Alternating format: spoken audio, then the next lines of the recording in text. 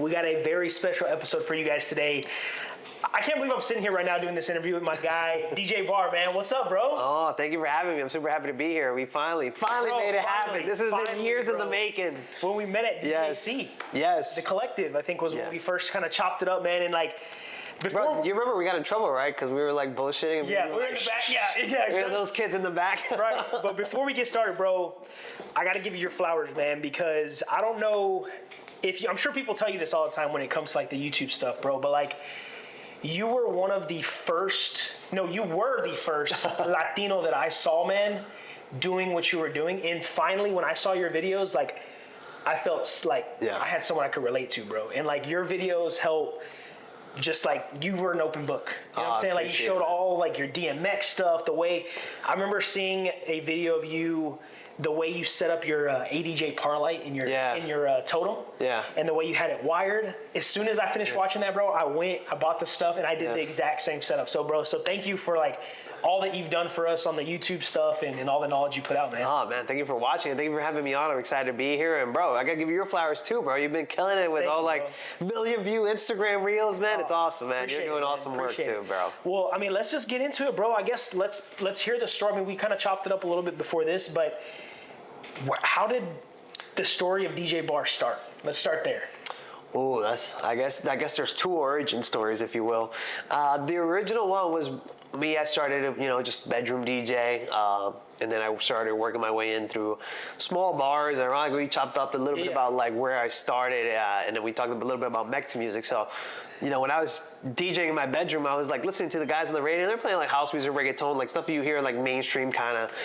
But the first place I got my first doors open was a Mexican bar. And I didn't know that whole world, so I had to learn corridos, cumbias, cumbia de la costa, and like, all this stuff was like, it was just a whole nother world, but that was the only place that would be like, yeah, we'll let you DJ. That was my first opening, and then from there I met other DJs, and they were like, oh, this kid's got it, like, let's bring him over here, and that's kind of how I started. So my first ever, like, kind of bar spot was a Mexican bar. That's kind of where I learned that kind of music. Because in my bedroom, I was practicing house music and reggaeton, It was just like, you're playing the stuff that the big guys are playing. Right. And then I guess in 2016, I started doing clubs. I eventually, worked my way up through bars, clubs, lounges, all that stuff. And in 2016, I started watching YouTube, and I started falling in love with like daily vloggers and stuff. And that's where I was like, man, I want to do that. That's so cool.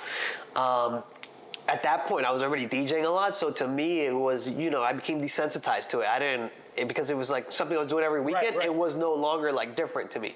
But to other people who were just starting out, they were like, oh, like I want to do that. So I was like, all right, I'll bring cameras and film what I'm doing. But to me, it was just like, I've been doing it for so long, you just get these desensitized. So people were like, yeah, we want to see that. So I started filming those videos. And that's kind of like the second origin comes from where I was like, I'm not DJing as much anymore. I'm cutting back. I'm starting to do mobile gigs and stuff like that. And it just blew off from there, and it brought me back more into DJing. So I always say, like, DJing chose me. I didn't really choose it, because for the longest, I was like, I'm going to go to college, I'm going to get a job, and then at some point, I'll just stop DJing. It was just going to be something I was going to do, but it was never, like, my path. And then one day I woke up, and I'm like, here I am. I'm doing 100 events a year and stuff like that. So, it happened organically. It was never by choice. Right. I feel like if you set out to do something like that, you're like, I'm going to do this. It won't happen. But, yeah, it was all... It was all organic, man. It was all organic, bro. Yeah. So, I guess let's talk a little bit more about the YouTube stuff. Yeah. So, you were doing like the mobile gigs and stuff. Do you remember the first like YouTube video that you made in relation to like the DJ? Because you were doing like travel videos too. Yeah. The first one, literally, I think it was called I'm a DJ. And it was me going to a bar. My friend was like, yo, I need coverage for this weekend. Can you do it? I was like, yeah, I'll bring my camera. I brought my camera and I filmed it. And it was called I'm a DJ.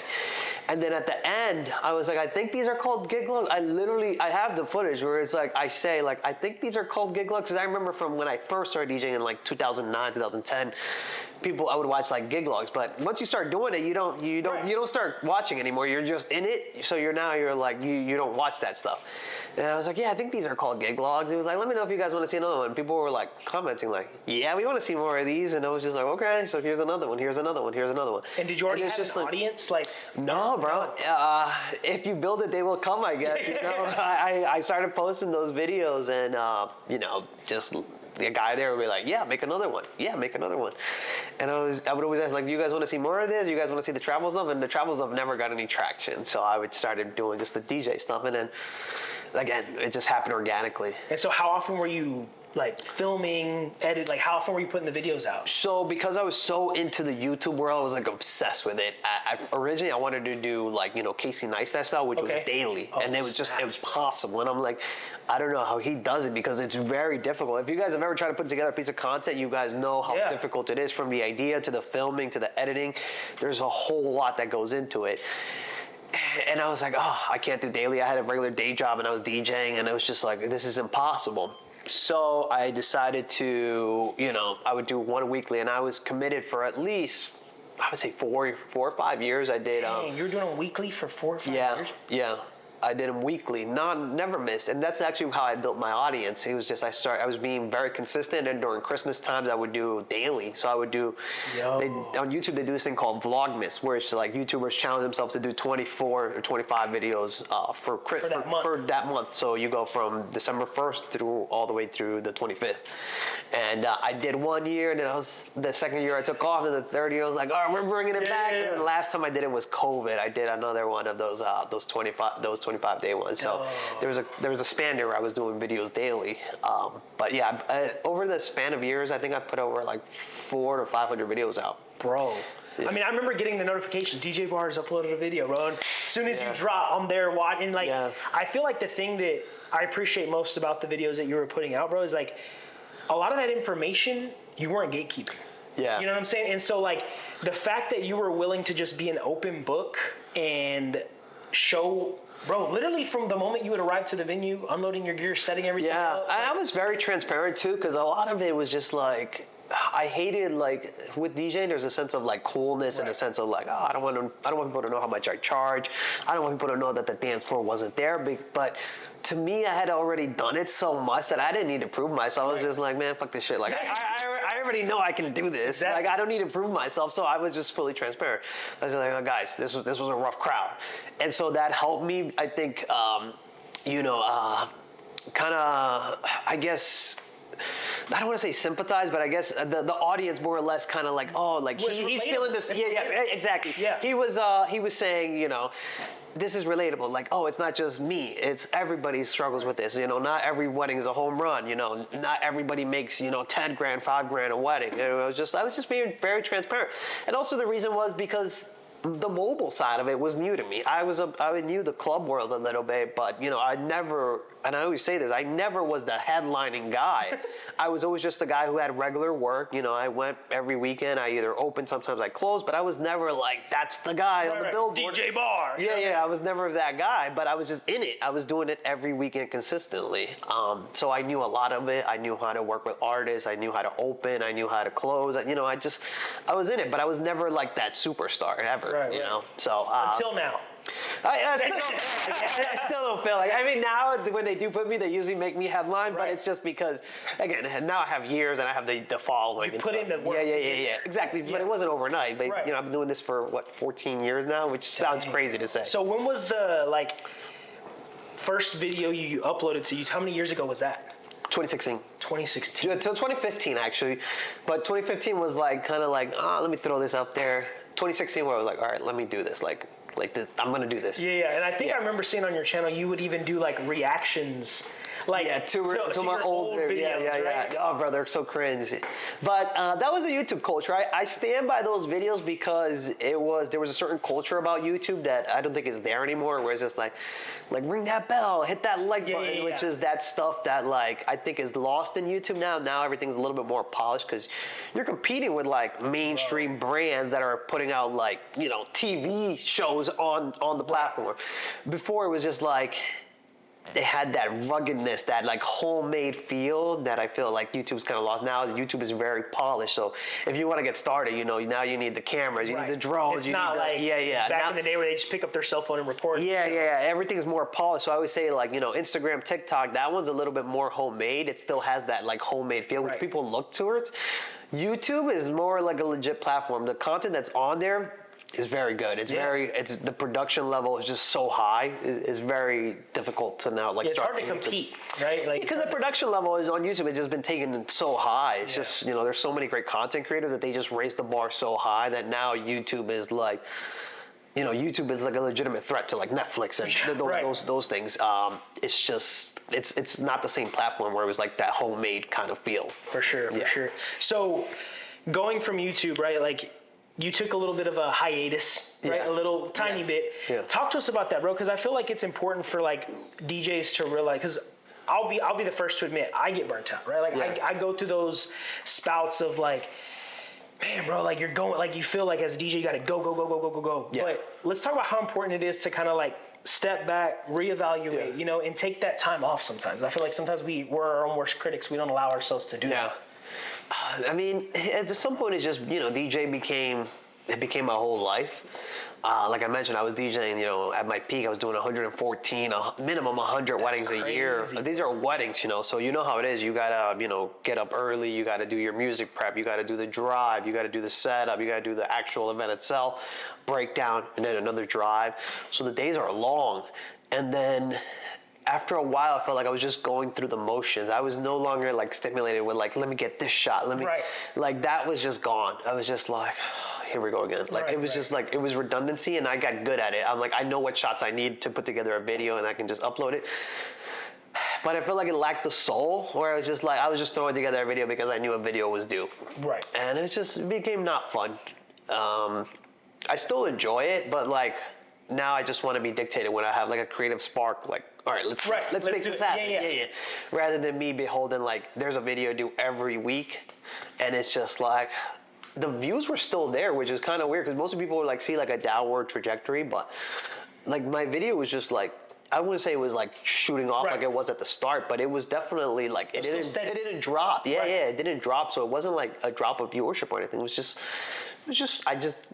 that spark wasn't there anymore. It was no longer fun to me. For sure. So when getting back into like, the wedding and stuff like that, how did you get into like the mobile side of things? I feel like for a lot of guys, they don't really like to make the transition from clubs to weddings. We talked about it, right? Like being a DJ is important, but there's so many other aspects when it comes to the wedding stuff. Like, we were talking a little bit about that. How did you get into that, and how did you like perfect that aspect of it?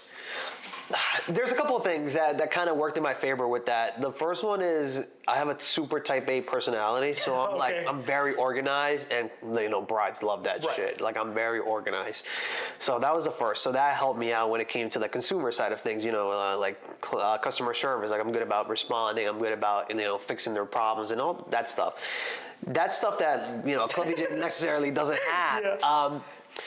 The second thing was the videos. I was filming videos every weekend, so it was like I was making a commercial, which unknowingly, every weekend. So when people started finding me, like, oh, like, even if it wasn't like the clients watching me, it would be like their DJ friend. They're like, oh, you got to go with this guy, like from YouTube. They would like point out, and it was just that kind of helped roll the snowball. And then the other thing is, I always. Being a club DJ, this is again, maybe start some sparks, but being a club DJ, you also have like this kind of like elitism. Is that the word? Yeah, elitism. Yeah. Where it's like you feel like you're better. Right. And I was like, mobile DJs ain't shit. Like, I had that kind of vibe too, where I was just like, yeah, I'll do that shit, whatever. Right.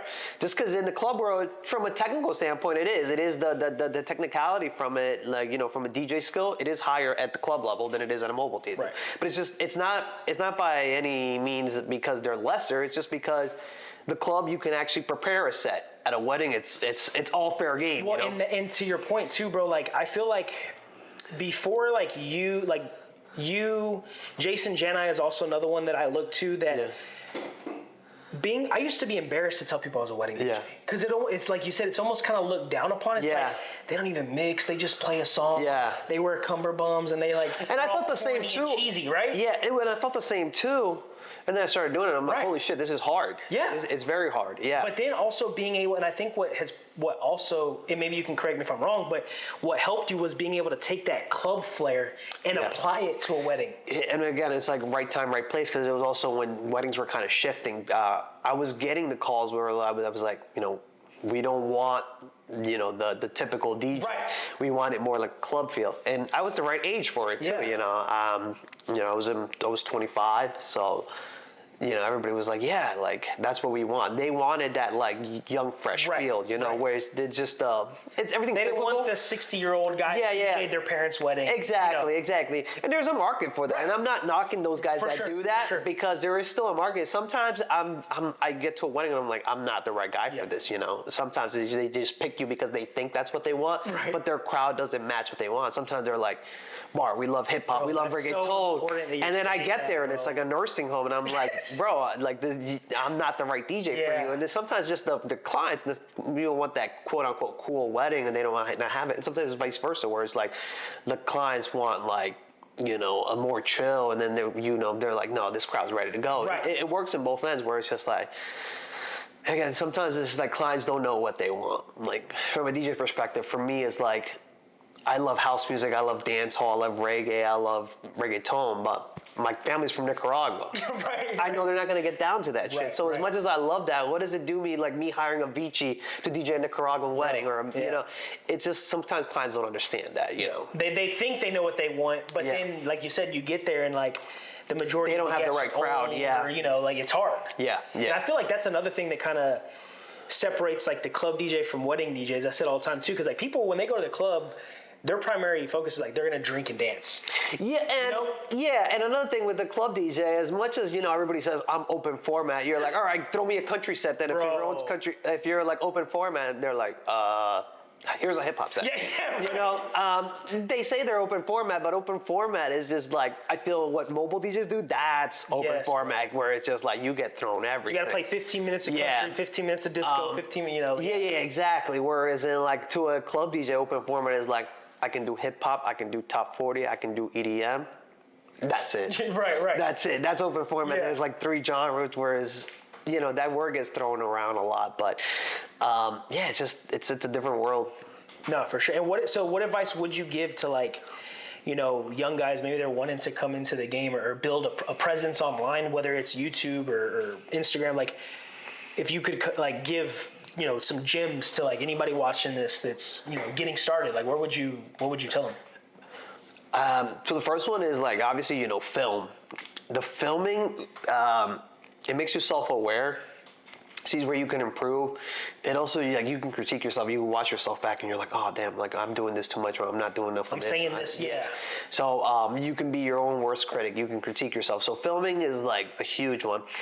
Second thing is that, and I know this is like frowned upon again in our industry, but it's just take every gig that comes. It's like you're not gonna get those like $2,000, $3,000 gigs off the bat, and sometimes I watch videos and people are like, "Oh yeah, you got to be charging this amount." I'm like, "Bro, you're not gonna get that if you just started 2 days ago. Like it's just impossible." So take any gig that comes your way when you're first, because you need that experience, you know. So I'm just, you know, get that experience, try to DJ as much as possible. You know, I used to bring, you know, speakers to like friends' houses. We're like, all right, there's 5 people there. All right, I'm bringing my speaker. Get the reps in. And then, you know, film. Those are the big 2 ones. Social media is so powerful, you know. It's like now everything's on social media. So you don't know who's going to find you or who's going to share it, but eventually, you know, somebody's going to share it and the right person's going to see it, and you know, you'll get those clients. And it's slow. It's a slow grind. It's just like people think you're going to wake up one day and it's like, boom. So how, like before your YouTube really popped off, how many videos did you put out before you had one that you're like, okay, bro, like I did it? Or at least like you got like that first, let's say 10,000 view video or whatever the case may be. That's a hard question to answer because I don't know. Because was it like more? Because I was already. How do I say this? I was already like doing it weekly, so every milestone was like captured. You know, it's like, guys, we're about to hit 10K. Guys, we're about to hit this. You know, so it was always like. They are measured. Like if you go back to my YouTube and look deep enough, you'll find those videos.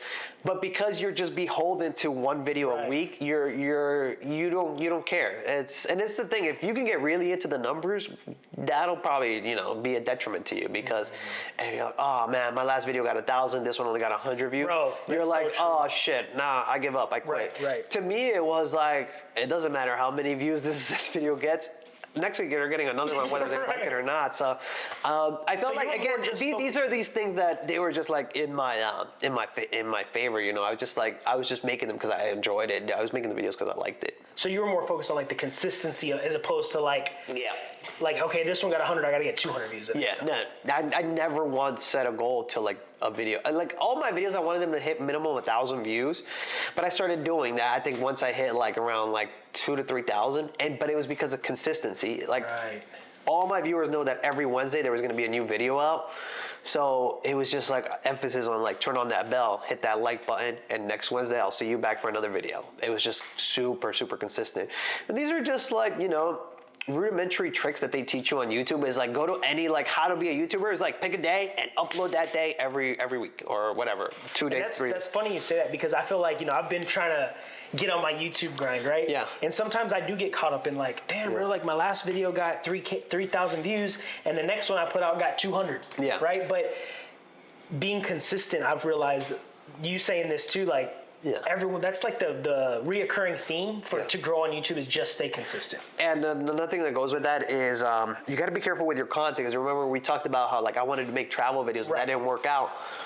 When I was like, okay, I'm gonna do a YouTube channel about DJing, it's gotta be strictly DJing. If you do like, let's say today's a podcast, tomorrow's a gig log, it's not gonna go well because the people viewing, they don't know what to expect.